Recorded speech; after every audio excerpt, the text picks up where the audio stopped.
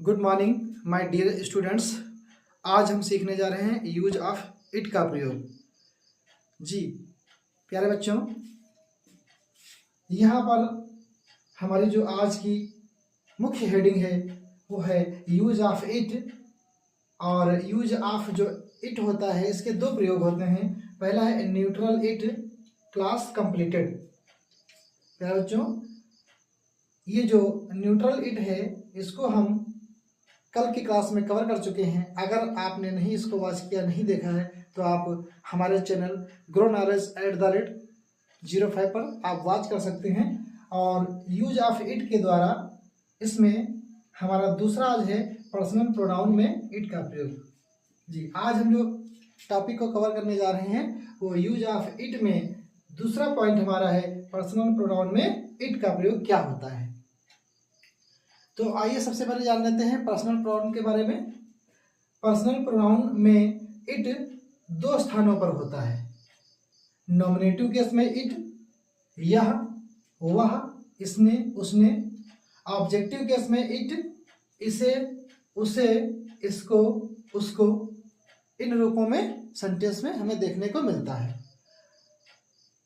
अगला हमारा पॉइंट है इट का प्रयोग निर्जीव वस्तुओं, पशु पक्षियों तथा छोटे शिशुओं के संदर्भ में किया जाता है। प्रिय छात्र छात्राओं, ये जो हमारा इट का जो पॉइंट है ये बहुत महत्वपूर्ण है, इसे सीखना बहुत जरूरी है। इसको फिर से एक बार ध्यान से देखेंगे। इट का प्रयोग निर्जीव वस्तुओं जिनमें जान ना हो, पशु पक्षियों तथा छोटे शिशुओं के संदर्भ में किया जाता है। और इट के संबंध में विशेष बात आपको ये भी जाननी बहुत महत्वपूर्ण है।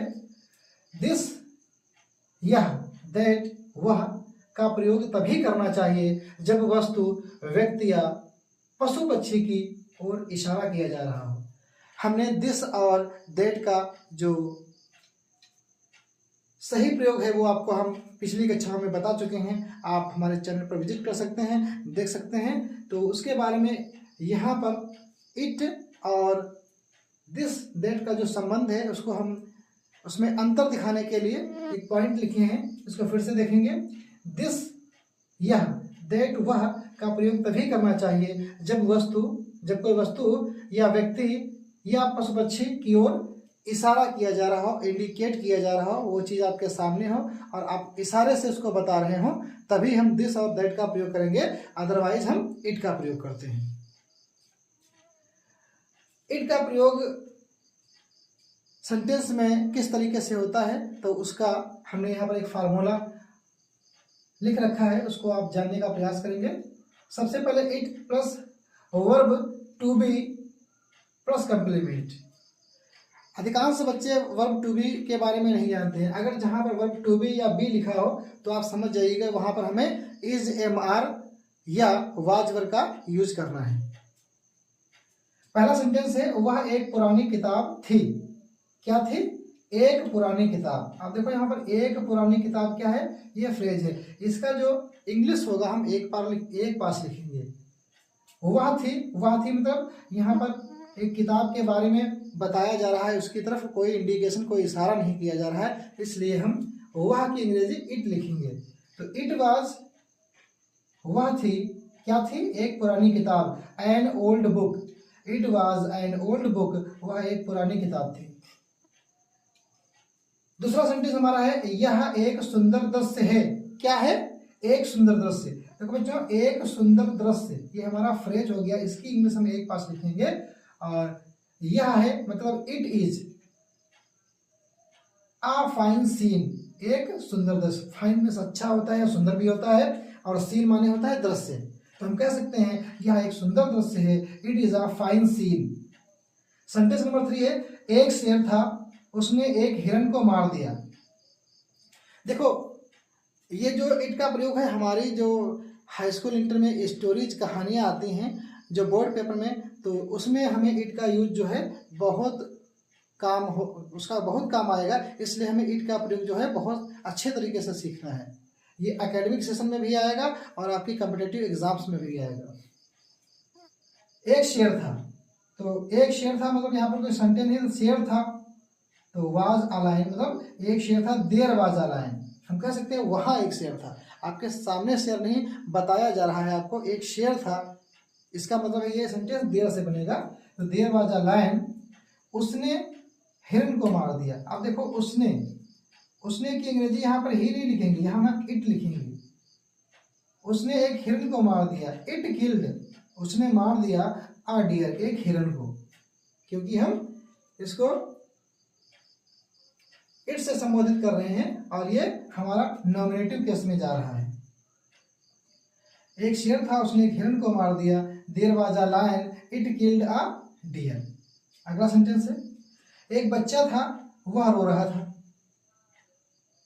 एक बच्चा था वह रो रहा था। देयर वाज अ बेबी, एक बच्चा था वह रो रहा था। इट वाज वीपिंग, यहाँ पर वह की अंग्रेजी हम ही नहीं लिखेंगे, इट वाज वीपिंग, क्योंकि ये बात हमारी जो है पुरानी है। किसी बच्चे के बारे में कोई घटना घटी होगी तो हम किसी को बता रहे हैं, तो नॉमिनेटिव केस में इसको हम बता रहे हैं। तो इस तरीके से बनेगा, there was a baby, it was weeping, एक बच्चा था वह रो रहा था। सेंटेंस नंबर हमारा 5 जो है, एक मोर था यह नाच रहा था। There was a peacock, peacock समझते हो बच्चों? Peacock is our national bird, राष्ट्रीय पक्षी। जी हाँ, मोर जो हमारा है भारत देश का राष्ट्रीय पक्षी है। हम भारत के रहने वाले हैं तो हमें राष्ट्रीय पक्षी के बारे में भी जानकारी होनी चाहिए। एक मोर था यह नाच रहा था। There was a peacock, it was dancing, नाचना को क्या बोलते हैं? डांसिंग। रहा था कंटिन्यूस फॉर्म में है तो हम डांस में आएंगे लगा लेंगे तो डांसिंग हो जाएगा। अब इट के जो और भी विभिन्न रूप हैं हम उनको बताने का प्रयास कर रहे हैं, जो आगे आपको बहुत काम आएंगे। इन्फिनेटिव फ्रेज के साथ, इन्फिनेटिव बच्चों अगर आपको नहीं मालूम है तो जान लीजिए, टू प्लस वर्ब का फर्स्ट फॉर्म जो होता है वो इन्फिनेटिव होता है और उसका जो अर्थ होता है हिंदी में ना, नी, ने निकलता है। जैसे झूठ बोलना पाप है, देखो झूठ बोलना तो ना निकला, झूठ बोलना पाप है, तो it is a sin, it is a sin, पाप है टू टेल अ लाई, झूठ बोलना। हम कह सकते हैं झूठ बोलना पाप है, it is a sin to tell a lie. बात समझ में आई? अगला पॉइंट हमारा है जीरंड फ्रेज के साथ, जीरंड फ्रेज के साथ। और जीरंड की बात की जाए तो वर्ब में अगर आप आईएनजी सफिक्स कर देते हैं, जोड़ देते हैं तो वो जीरंड बन जाता है। वहां जाने से कोई लाभ नहीं, इट इज नो यूज, कोई लाभ नहीं है गोइंग देयर, वहां जाने से, वहां जाने से कोई लाभ नहीं है, it is no use going there. इस तरीके से सेंटेंस बनेगा। अगला पॉइंट है किसी क्लाउज को आरंभ करने के लिए। क्लाउज की बात की जाए तो क्लाउज एक प्रकार का सेंटेंस ही होता है जिसमें बात को हम अपने कथन को संबोधित करते हैं। उदाहरण है खेद की बात है कि वह फेल हो गई, किसी को हम बता रहे हैं खेद की बात है वह फेल हो गई। इट इज अ पिटी, खेद की बात है कि वह फेल हो गई, तो की अंग्रेजी क्या होती है? कंजक्शन हमारा है दैट सी फेल्ड, हो गई। देखो ये पास्ट टेंस है हमारा, हो गई, ई की ध्वनि निकल रही है ध्वनि रूप में, तो ये हमारा पास्ट इंडिफिनिट टेंस है, वर्ब का सेकेंड फॉर्म आएगा।